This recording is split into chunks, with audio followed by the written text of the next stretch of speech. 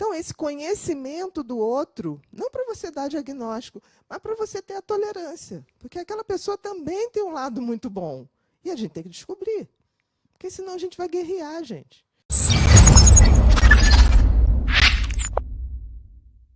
Você tem que dizer para você o que você é, quem é você, quais são suas melhores partes, quais são suas partes que você tem que melhorar. Conhecimento, eu saber um pouco de tudo. Por exemplo, eu não tenho toque, mas saber um pouco de toque faz com que eu entenda um colega meu, que muitas vezes tem um sofrimento atroz, mas é a pessoa mais honesta que você vai ver na vida. Se eu tiver que um dia deixar o país, por qualquer circunstância, eu pego um paciente de toque e peço para ele guardar tudo. E ele ainda vai fazer o seguinte, ele vai aplicar, ficar culpado, porque ele conseguiu um rendimento de 10%, ele podia ter conseguido 12%. E ele não vai se perdoar por isso. Então, por exemplo, a pessoa que tem um perfil, não precisa ser toque, mas o perfil toque é aquela personalidade perfeccionista. Alguém aqui imagina um perfeccionista trabalhando numa engrenagem caótica, criativa? Você bota um perfeccionista numa sala de brainstorm, de marketing, ele enlouquece. Ele vai ficar vendo aquelas bolinhas que as pessoas... Não, isso não presta. Tá, joga no chão. Ele vai catar o chão. Então, quando a gente fala ele é ruim, não. Ele está no lugar errado. Ele é muito bom. Por exemplo, arquiteto. Todo arquiteto tem que ter um pouco de perfeccionismo e toque. Porque fazer aquelas medidas todas... Você vê se o arquiteto é bom se ele chega na tua casa já ajeitando o quadro. Você deixa um quadro bem torto e vai falando com ele. De repente, ele vê o quadro torto, ele não vai mais. Aí você faz assim, pode ir lá, ajeita, pode ajeitar. Aí ele fica bem. Então, esse conhecimento do outro, não para você dar diagnóstico, mas para você ter a tolerância. Porque aquela pessoa também tem um lado muito bom. E a gente tem que descobrir. Porque senão a gente vai guerrear, gente. Olha, nós somos uma espécie muito mequetrefe, né? Olha só, o ser humano é um bicho sem pelo, né? A gente morreria muito fácil, na Antártica, por exemplo. É um bicho sem potencial de musculatura. Olha um tigre, olha a gente. Sem velocidade, sem força física. Aí você fala, nossa, como é que a gente chegou ao topo, né, do reino animal neste planeta? Colaboração. Só isso. A gente resolveu colaborar um com os outros. E estamos fazendo o contrário hoje. Hoje a gente está na competição. Então, a burrice a gente competir como se o outro fosse inimigo. Não tem sentido isso. Por exemplo, uma empresa que faz com que os seus colaboradores fiquem competindo entre eles é burra. Porque o que vale para uma empresa? Todos nós somos descartáveis. Todos. E todos nós vamos morrer um dia. É uma das regras do universo, não fui eu que fiz. Tá? Muito bem, tudo vai continuar? Se a gente deixar um legado, vai. O que importa numa empresa? Qual é a filosofia da empresa? Eu tenho que ver se eu, como pessoa, me adequo àquela filosofia e eu tenho que ajudar para que isso seja um legado passado à frente. Porque, assim, é muito bom a gente ser elogiado, é muito bom isso, mas, assim, não tem sentido se você não tocar a vida dos seus colegas. Não tem sentido. O busto que vão fazer da gente vai ser para pombo fazer cocô.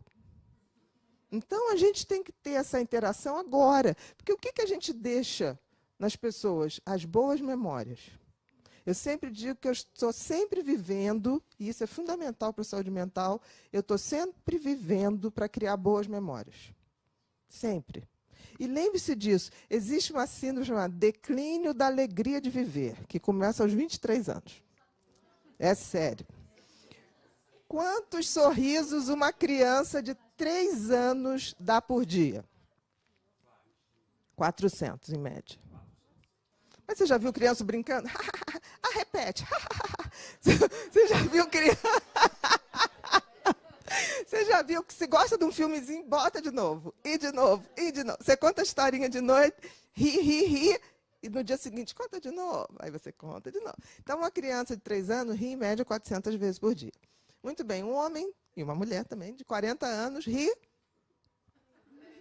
por dia. Estou falando um sorriso. Eu estou falando um sorriso. 4. Sorriso espontâneo, gente, não é cada fingimento da educação. Não é aquele... Não, isso que a gente está soltando, a gargalhada. Né? Aí a gente pensa o seguinte, por que a gente vai ficando chato assim? Com 23 anos, começa a decair profundamente a capacidade da gente rir da gente e rir dos outros. Gente, eu não levo a sério quem não ri de si mesmo. Não levo a sério. Porque uma pessoa que se leva tão a sério a ponto de achar que nunca erra, é uma pessoa insuportável. Então, quando a gente está falando de saúde mental, aí a gente vai para uma outra parte. A gente viu autoconhecimento, conhecimento, e a gente vai para uma coisa chamada resiliência. E antes da resiliência, coragem. Gente, para viver tem que ter coragem. Por exemplo, se a gente pensar todo dia de manhã no que a gente vai apresentar, a gente não sai da cama. Mas por que a gente sai da cama? Por que a gente põe o despertador para despertar? Se a gente não sabe nem se vai amanhecer. Esperança, gente. O ser humano é feito de esperança. A gente tem que acreditar em algo. Senão a gente não vive. É por isso que eu digo para as pessoas, você pode não ter religião, mas você nunca vai deixar de ter espiritualidade. Nunca deixe de ter fé. Porque fé é acreditar naquilo que eu não vejo. Tem gente que fala assim, mas como é que você acredita nesse teu Deus? Porque você não vê. Eu falei, meu filho, fé é exatamente isso. Eu não tenho essa prova cabal. Mas isso aí pode ser mentira. Se for, eu vivo melhor assim. Deixa eu feliz desse jeitinho que eu sou. Eu acredito, eu juro que eu acredito, que quando eu me for, né, quando o trem da vida passar me chamando, eu acredito piamente que eu vou chegar lá na fila dos que tentaram fazer o seu melhor. Eu vou lá em cima, vai ter muita gente errada, mas eu vou ficar na fila, nem que eu seja a única. E eu vou estar ali. Se eu estiver errada, ok, na outra vida eu vejo. Mas eu tenho que ter minhas convicções. Né? E aí a gente vê, para ter saúde mental, você tem que ter coragem para agir. Esquece. E você tem que agir. Aquilo que eu falei. Se tem um serviço que você pode acionar, você tem que acionar.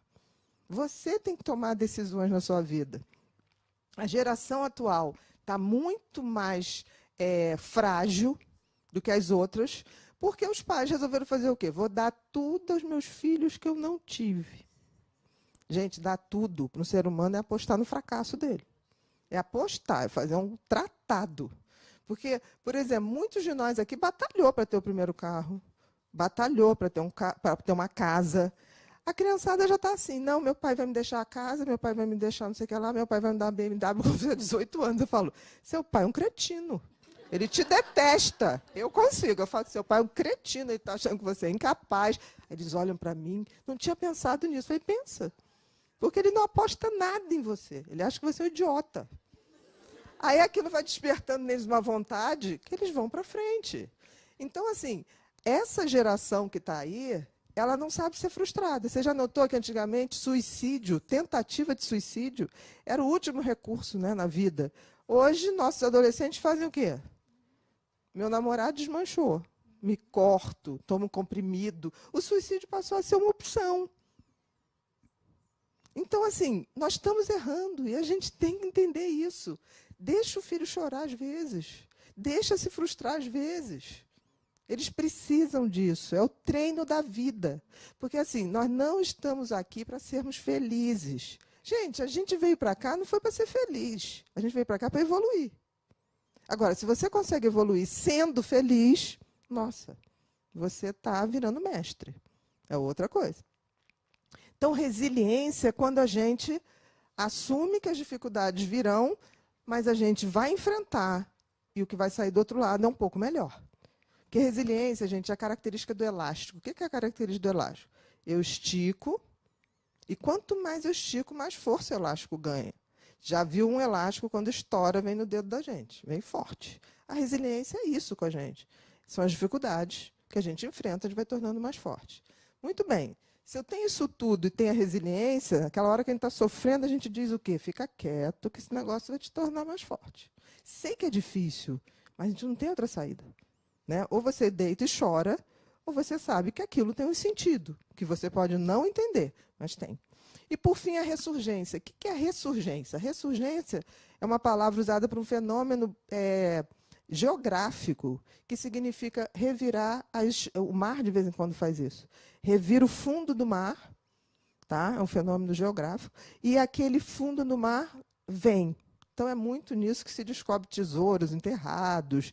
A ressurgência humana seria quando a gente passa por isso tudo, autoconhecimento, conhecimento, coragem, resiliência, e aí a gente remexe na nossa essência e traz o que tem de melhor lá. Então, se a gente não tiver noção dessas etapas que eu falei, a gente nunca vai ter saúde mental.